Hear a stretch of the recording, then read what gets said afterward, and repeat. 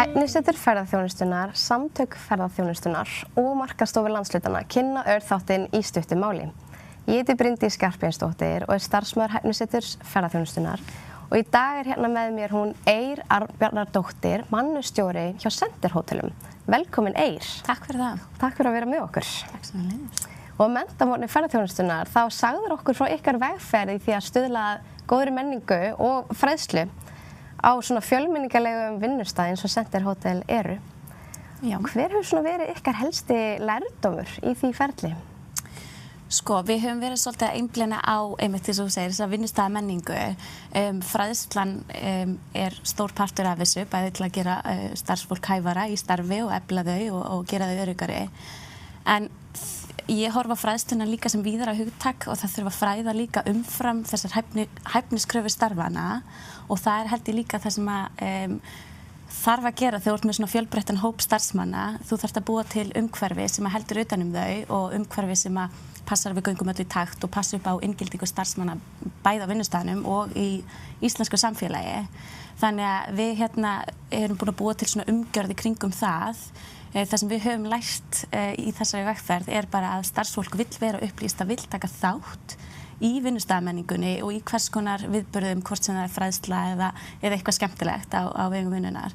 Þannig að þetta að búa til svona umgjörð utan þetta hjálpar líka okkur sem erum að skipuleggja fræðslu og viðburði. Þetta hjálpar okkur að vera hnitmiðuð, en þetta hjálpar líka starfsfólki að ná utan hvað er í gangi hverju sinni. Því að í ferðaþjónustunni eins og kannski líka á öðrum stöðum að það er mikill hraði og það er mikið í gangi hverju sinni að þetta hjálpar svona smá að fókusra hvað við erum að gera. Þannig að ég vil meina að þetta sé ekki bara skipuleg fræðsla, þetta er líka skipuleg skemmtun, vilja það ekki allir? Skipuleg skemmtun. Og þeir voru einmitt með svona þemu í hverju mánuði, það er svolítið skemmtilegt. Já, við höfum verið að setja þemu fyrir hvern mánuð sem er bara út frá því sem er í gangi í samfélaginu okkar, íslensku dagatali eða alþjóðlegu dagatali og þannig náum við að tengja svolítið það sem er í gangi í kringum okkur og þá fræðslu og viðburði sem við erum að veita bæði starfsfólki og stundum gestum líka. Já, og það er hægt að hafa gaman meðan maður fær fræðslu og þjálfun. Já, 100%. Og hvað er svo framundan hjá ykkur á næstunni? Það er bara að halda áfram. Við erum svolítið að reyna að færa mikið af til dæmis okkar fræðslu í rafrænt form til þess að það sé aðgengilegra fyrir okkar starfsmenn. Þau eru náttúrulega að vinna á 10 mismunandi starfsstöðvum þannig að og í öllum svo hraða þá viljum við þetta sé aðgengilegt fljótt. Þannig að við erum svolítið bara að halda þeirri vegferð áfram en við erum svolítið að útbúa efni sem efni sem er svona umfram þessa vinnutengdu hluti líka og það er held ég bara svona orðið svolítið meiri krafa á atvinnurekendur að ná utan miklu breiðara samhengi núna og við erum til að mynda að búa til fræðsluefni núna fyrir fólk sem er nýflutt til Íslands sem er að koma hingað í fyrsta sinn til að vinna og þá erum við að miðla til þeirra upplýsinga til dæmis heilbrigðisþjónustuna, líkamsrækt, rafrænt skilríki, strætó og þess háttar sem að hjálpar þeim að aðlagast íslensku samfélagi og hjálpar þeim svo að aðlagast okkar vinnustað.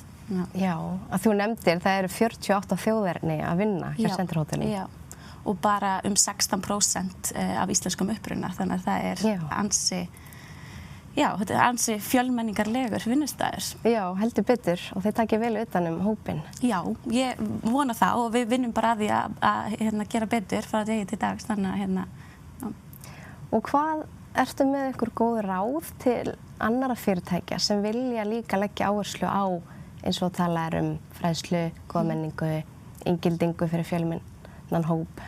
Já, ég hugsa að sé bara smá að kýla á þetta. Við erum oft svolítið feimin við nýjungar og til dæmis að gefa út fræðsluefni, rafrænt fræðsluefni. Við erum oft svolítið feimin við að gefa út þar til það er fullkomið.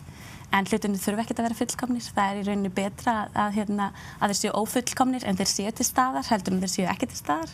Og ég held að þessi málaflokkur, inngilding og fjölbreytileiki, fjölmenning og allt þetta getur verið svolítið viðkvæmt viðfangsefni og fólk kannski feimið við að stökkva út í þetta. En ég myndi segja bara að byrja einhvers staðar. Hlutinni þurfa ekki að vera fullkomnir og það er hægt að uppfæra það á seinna meir. og við þurfum ekkert að vera grafískir hönnuðir til að gefa út efni, við þurfum ekki að vera kennarar til þess að fræða, að það bara að byrja einhvers staðar og ég mæli alveg með að fyrirtæki pröfi að setja sér svona þemu. Þetta svo í rauninni þægilegt líka fyrir okkur sem erum að skipuleggja fræðsluna og viðburði að hafa þetta hnitmiðað, þannig að ég mæli alveg með að fyrirtæki pröfi það og sjáu hvað setur og það þarf ekki heldur að vera með fræðslukerfi eða starfsmannappi sem við erum með til þess að gefa út efni. Það hreinlega bara hægt að miðla þessu á þeim máta sem þeir eru vön og þeir sem hentar ykkur og ykkar starfsemi. Já, algjörlega og þetta eitthvað sem maður þarf stöðugt að hafa hugan við. Algjörlega. Og takk kærlega fyrir gott spjall. Takk sem ég leiðis. Eir. Og ég þakka þeir sem fylgdust með og ég bendi á heimasíðuna hæfni.is. Þar hægt að finna mikið fræðslu og stuðningsefni, til dæmis efni móttöku nýliða og móttöku erlends starfsfólks og þar verður líka menntamorgun ferðaþjónustunnar sem sýndur var í apríl. Takk fyrir.